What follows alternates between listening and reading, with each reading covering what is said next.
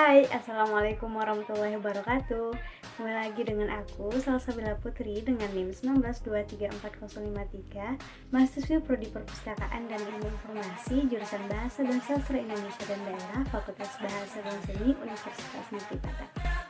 날 부른 네 목소리에 심장이 툭 언제부턴가 따라해 난 네 말투 다 알아챌 수 있어 네 손 잡으면 you know 어떻게 너를 버텨낼지 몰라. Oke, kita masuk ke materi yang pertama, itu pengertian dan tujuan fumigasi. Fumigasi merupakan suatu tindakan pengasapan yang bertujuan untuk mencegah, mengobati, dan mensterilkan bahan pustaka yang terserang hama, rayap, ataupun serangga perusak lainnya dengan memasukkan atau melepaskan fumigasi ke dalam ruangan khusus atau ruangan tertutup untuk beberapa saat. Oke, kita masuk ke materi yang kedua, yaitu alat perlengkapan fumigasi. Yang pertama itu ruangan fumigasi. Ruangan fumigasi dapat kita bedakan menjadi dua, yaitu ruangan permanen dan ruangan darurat. Untuk ruangan permanen dapat dilengkapi dengan instalasi pipa gas dan dua buah blower, yang mana satu blower berfungsi untuk memasukkan udara bersih dan satunya lagi berfungsi untuk mengeluarkan sisa-sisa gas dalam ruangan. Untuk ruangan darurat dapat terbuat dari kayu, logam, ataupun sejenisnya yang bisa berbentuk lemari ataupun rak dengan ukuran sederhananya, yaitu dengan panjang 1,20 cm, lebar 0,75 cm, dan tinggi 1,60 cm. Yang kedua yaitu alat untuk petugas, yang mana terdiri dari yang pertama yaitu jas laboratorium yang dapat melindungi seluruh badan, yang kedua sarung tangan agar terhindar dari pengaruh bahan kimia, yang ketiga yaitu masker gas, dan yang keempat itu lampu halida atau gas detektor. Lampu halida atau gas detektor ini berfungsi untuk mengetahui atau mencek apakah di bagian luar ruangan fumigasi ada kebocoran gas atau tidak. Selanjutnya itu bahan-bahan kimia yang digunakan. Untuk bahan-bahan kimia ini disesuaikan dengan jenis ruangan yang dipakai dan juga disesuaikan dengan kemampuan petugas. Untuk bahan-bahan kimia yang biasanya digunakan dalam fumigasi, yang pertama yaitu karbon disulfida, karbon tetraklorid, metil bromid, timokristal, dan lain sebagainya. Yang pertama itu fumigasi ruangan.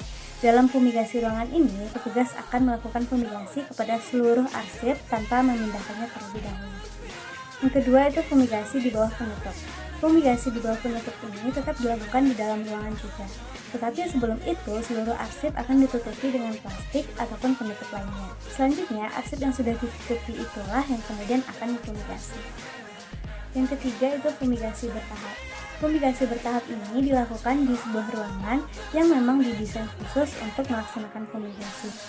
Caranya yaitu arsip akan secara bertahap dimasukkan ke dalam ruangan ini, lalu baru kemudian difumigasi. Materi yang terakhir yaitu proses fumigasi.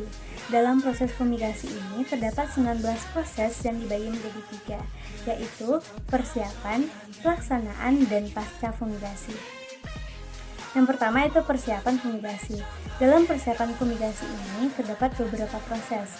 Yang pertama yaitu memastikan persyaratan teknis, yaitu berupa penyiapan tempat fumigasi dan SOP.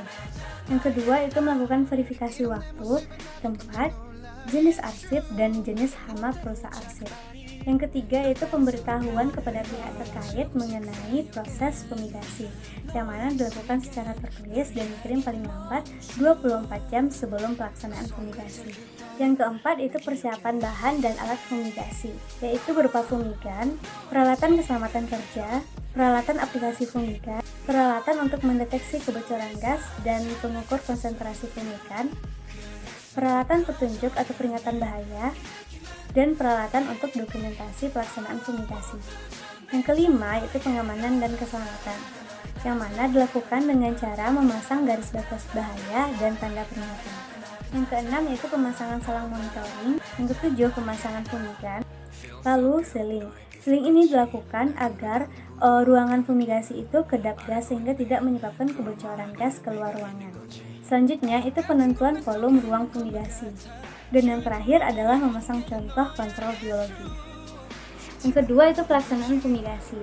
Pelaksanaan fumigasi ini dilaksanakan setelah semua persiapan fumigasi dilakukan. Proses dalam pelaksanaan fumigasi ini ada dua. Yang pertama itu pelepasan dan peletakan fumigan, dan yang kedua adalah monitoring konsentrasi gas fumigan. Dan terakhir itu pasca fumigasi. Setelah fumigasi mencapai waktu yang telah ditentukan dan konsentrasi gas telah mencapai standarnya, prosedur selanjutnya itu pasca fumigasi yang terdiri dari beberapa proses. Yang pertama itu aerasi. Prosedur aerasi yaitu memastikan lingkungan sekitar fumigasi aman, memastikan telah memakai alat pelindung, membuka lembaran plastik penutup sepertiga dari ketinggian sungkup, menghidupkan blower di dalam ruangan untuk mempercepat keluarnya gas, memeriksa konsentrasi gas fumigan, dan melepas semua alat peringatan yang terpasang. Yang kedua itu penanganan residu atau sisa fumigasi arsip. Yang ketiga pemeriksaan kontrol biologi, yaitu dengan memastikan semua serangga dewasa mati, dan untuk telur itu akan dibiarkan di dalam wadah untuk dilihat beberapa hari kemudian. Apabila telur itu menetas dan berkembang, maka artinya fumigasi gagal dilakukan dan harus dilakukan ulang. Yang kelima yaitu pembersihan ruangan fumigasi.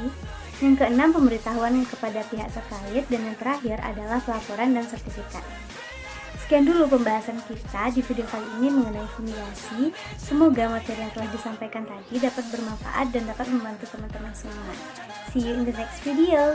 Bye. Assalamualaikum.